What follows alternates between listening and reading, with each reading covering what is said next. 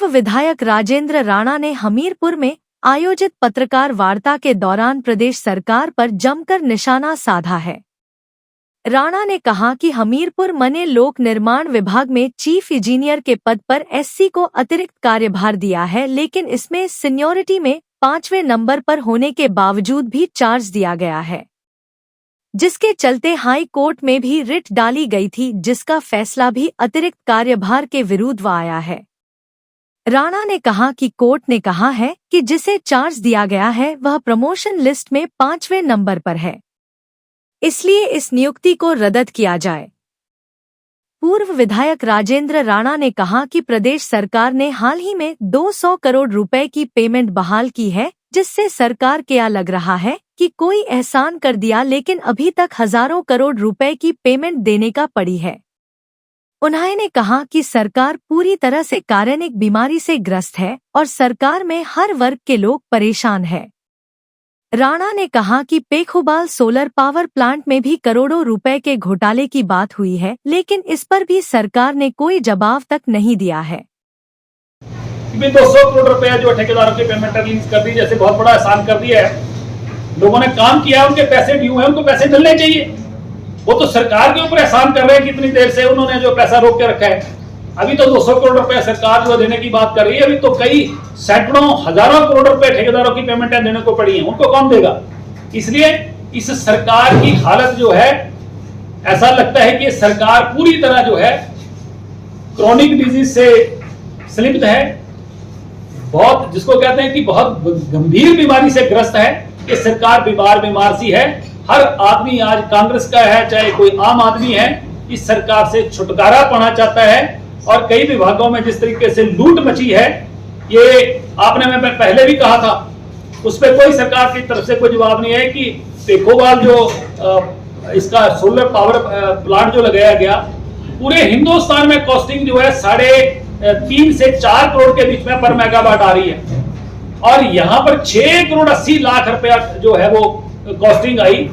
तो 120 करोड़ रुपए की जो कॉस्टिंग आनी चाहिए, 200 करोड़ रुपए 220 करोड़ रुपया उसके ऊपर प्रोजेक्ट पे लगा दिया, तो 100 करोड़ रुपया कहाँ गया? कौन खा गया उसको?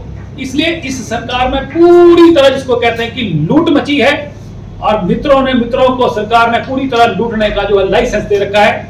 और आने वाले समय में बहुत सारे लोगों को समझ लेना चाहिए, कुछ अधिकारी जो हैं वो सरकार में एजेंट बन के काम कर रहे हैं, उनको समझ लेना चाहिए कि लोकतंत्र में सरकारें आती भी और जाती भी हैं। वो कम रेट पे आ रहे थे, 8 लोगों ने टेंडर डाले और 8 में से जो है कई लोगों के टेंडर रिजेक्ट कर दिए गए।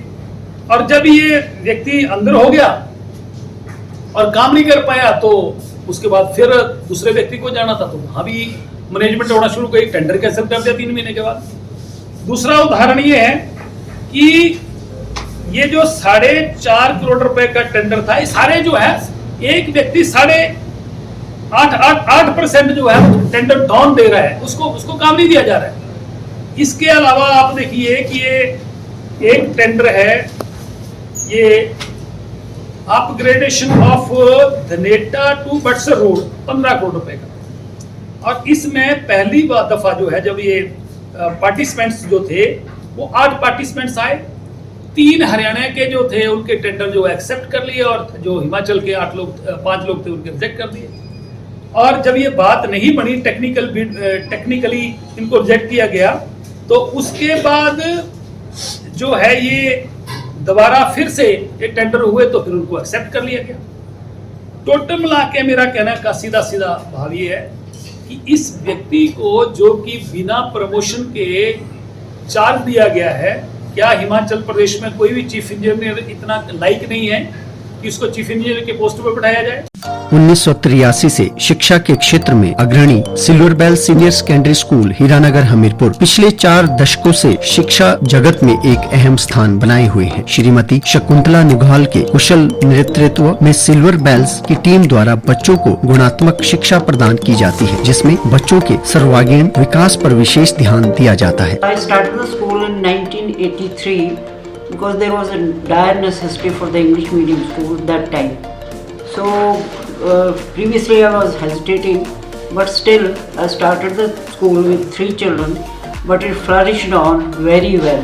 and that was because of the cooperation of the staff as well parents.